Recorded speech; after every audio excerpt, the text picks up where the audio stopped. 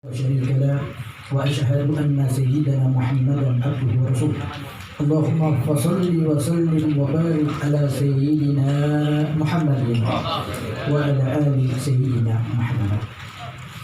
قال الله سبحانه وتعالى سبحان الذي أسرى بعبده ليلا من المسجد الحرام والمسجد الأقصى الذي بلغنا قوله بنريه من آياتنا إنه هو السميع البصير.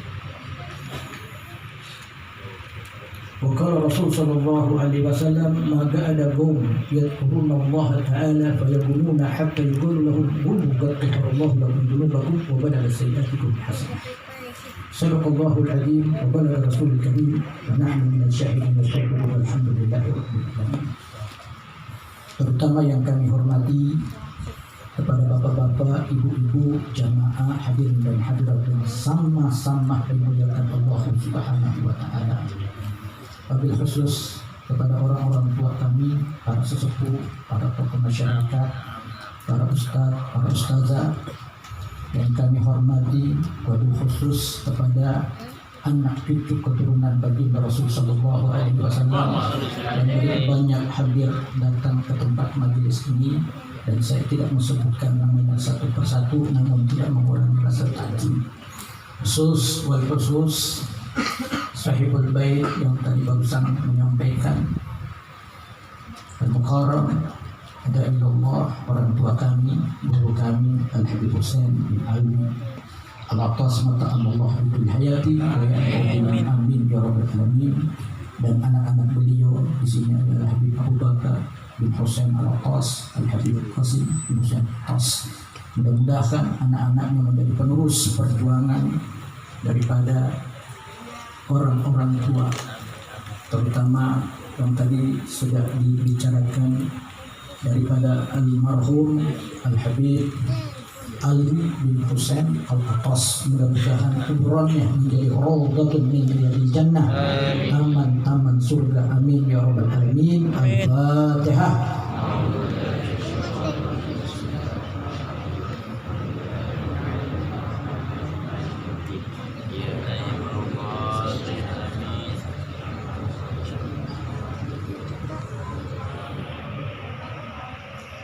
Jamaah yang sama dirahmati Allah Subhanahu wa taala, sungguh merupakan anugerah yang sangat besar yang Allah Subhanahu wa taala berikan kepada kita semuanya, terutama nikmatul Islam, nikmatul iman, nikmatul sehat wal afiat, sehingga dapatlah kita menempatkan diri untuk hadir bersama-sama memenuhi undangan Sahibul Bait, Sahibul Majlis yang hadir datang ke tempat ini. Insya Allah kita berdoa munajat kepada Allah agar kita hadir datang ke tempat ini. Allah Subhanahu wa taala akan selalu panjangkan usia umur kita, sehatkan jiwa raga kita, luaskan rezeki kita, diberkahi di dalam hidup kehidupan dunia akhirat, dijauhkan dari berbagai macam bala, serta Allah Subhanahu wa taala akan selalu membimbing kita, menaungi kita, memberikan kasih sayang kepada kita semuanya, dan akhir daripada kehidupan kita meninggal dalam keadaan husnul khatimah. Amin ya rabbal alamin. Ini tadi adalah intisal amr, ya, perintah Sahibul Bait untuk mengisi, ya, langsung ditunjuk Habib mengisi sebentar, ya, boleh. Jamaah yang sama dimuliakan Allah Subhanahu wa taala, bahas sedikit tentang masalah Isra dan Mi'raj. Isra adalah perjalanan baginda Rasulullah Sallallahu Alaihi Wasallam dari Masjidil Haram ke Masjidil Aqsa. Sedangkan Mi'raj diangkatnya baginda Rasul Sallallahu Alaihi Wasallam ke alam gaib, alam yang belum pernah ditempuh oleh seluruh makhluk ciptaan Allah Subhanahu Wa Taala, baik itu dari kalangan manusia, kalangan hewan, kalangan jin, kalangan daripada malaikat, kecuali yang dipilih satu-satunya makhluk kekasih Allah, pujaan Allah tidak lain dan tidak bukan adalah baginda Rasulullah Sallallahu Alaihi Wasallam.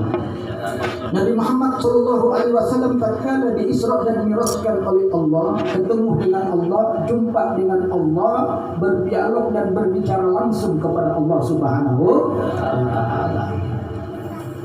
Setelah ketemu dengan Allah, alhamdulillah dengan kehendak Allah kembali lagi ke alam dunia. Biasanya manusia kalau sudah ketemu dengan Allah, jumpa dengan Allah, bisa kembali lagi ya?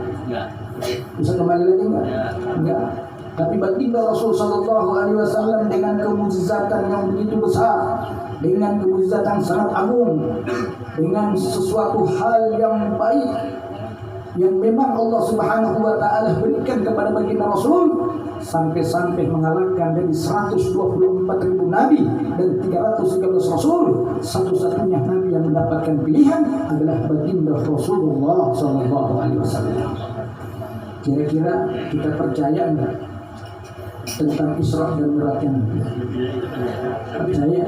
Lebih daripada itu insya Allah semuanya kita percaya. Sebab hal ini adalah merupakan ujian bagi manusia.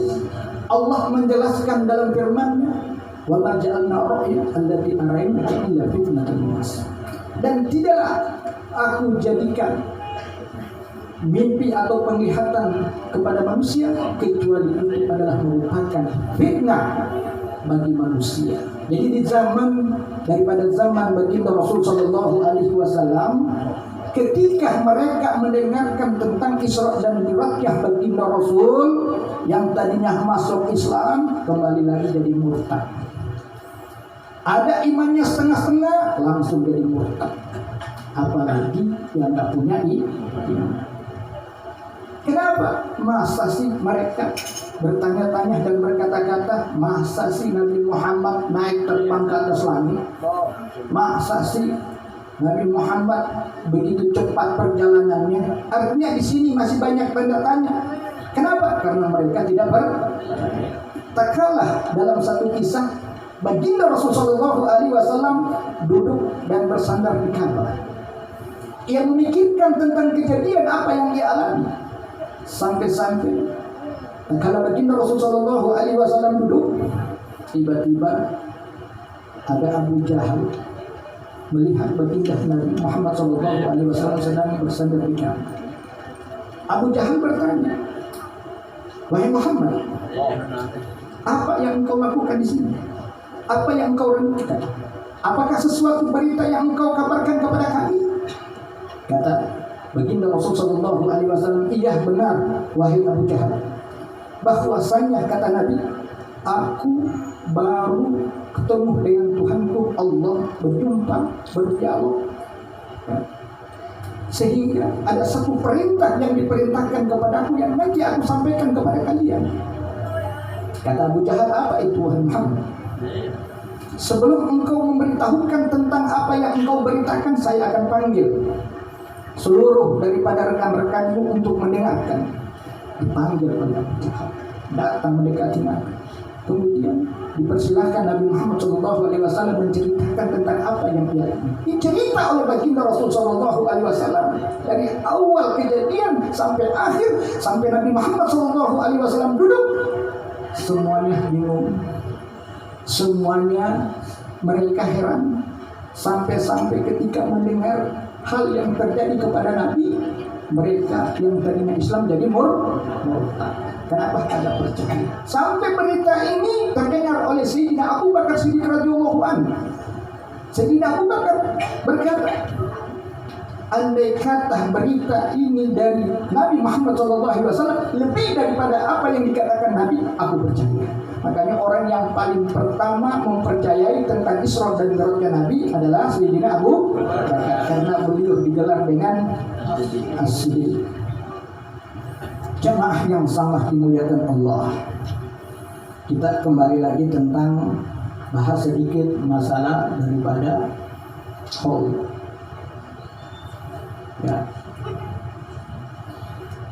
Haul adalah sesuatu hal yang memang harus dikenang oleh kita yang masih hidup. Karena haul ini adalah peringatan ataupun iktibar kepada orang-orang yang masih hidup. Ya.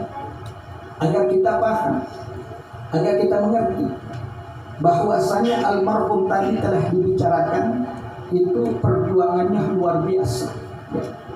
sampai-sampai tak kalah beliau masih hidup, perjuangan beliau untuk menciarkan ajaran agama Islam mulai dari Hadramaut sampai ke Indonesia, beliau gigih, beliau bersungguh-sungguh sampai-sampai meninggalkan daripada ilmu-ilmu yang bermanfaat, anak-anak muridnya yang meneruskan dan menurunkan juga daripada anak-anaknya yang akan meneruskan perjuangan sampai anak cucu keturunan beliau.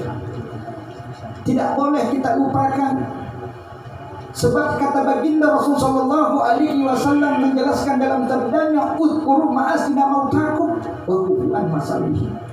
Sebut-sebutlah kebaikan orang yang sudah meninggal dunia dan jangan dicela. Artinya kita sebut kebaikannya, betapa banyak kebaikan yang beliau tinggalkan kepada generasi-generasi yang dulu sampai sekarang, yang harus dikenang, yang harus kita ikuti jejak dan langkahnya, karena kita harus mengerti dan memahami apa yang beliau tanamkan untuk kita harus ikuti. Kita hormati walaupun sudah meninggal dunia. Sebab orang-orang terdahulu itu jasanya sungguh sangat banyak. Kalau bukan orang-orang terdahulu, mana mungkin kita mendapatkan ilmu-ilmu. Karena dengan jasa-jasa beliau yang beliau tinggalkan sungguh sangat banyak. Beliaulah yang lebih dahulu hidup daripada kita. Beliaulah yang lebih menanamkan kebaikan daripada kita. Beliaulah yang lebih dahulu memberikan ilmu-ilmu penerangan. Maka dia kata baginda Rasul, "Udhkuru mahasina mautakum," sebut-sebutlah kebaikan almarhum yang sudah meninggal dunia. Kalau ada orang yang melupakan jasa kebaikan orang tuanya, jasa kebaikan guru-gurunya, maka ia lebih buruk daripada hewan. Kira-kira betul tidak? Betul tidak? Tidak boleh kita lupakan. Kadang-kadangnya ada orang dulu belajar dengan seorang ustaz kecil-kecilan, belajar alif ba ta sa jim. Setelah itu belajar di tempat lain sampai istilahnya dari TK, SD, SMP sampai ke SMA perguruan tinggi. Sampai ia pintar, ia terbang ke luar negeri belajar di sana. Sampai akhirnya ia mendapatkan gelar profesor insinyur misalnya. Pulang dari negeri, dari luar negeri pulang ke tanah air, ketemu sama gurunya yang dulu pernah mengajarkan dari alif ba ta sa jim, ia sudah tidak hormati. Ia sudah tidak hargai. Kenapa? Karena ia menganggap lebih pintar daripada gurunya. Na'udzubillahi min. Jangan sampai kita melupakan jasa-jasa kebaikan, terutama orang-orang tua kita, terutama guru-guru kita yang telah mereka tanamkan kebaikan. Kita sebagai generasi penerus, hendaklah kita selalu mengikuti jejak dan langkah guru-guru kita agar kita selamat. Amin ya rabbal alamin. Inilah yang kami sampaikan, karena separuh-separuh, lebih dan kurangnya mohon dimaafkan. Bismillahirrahmanirrahim. Assalamualaikum warahmatullahi wabarakatuh. Alhamdulillah.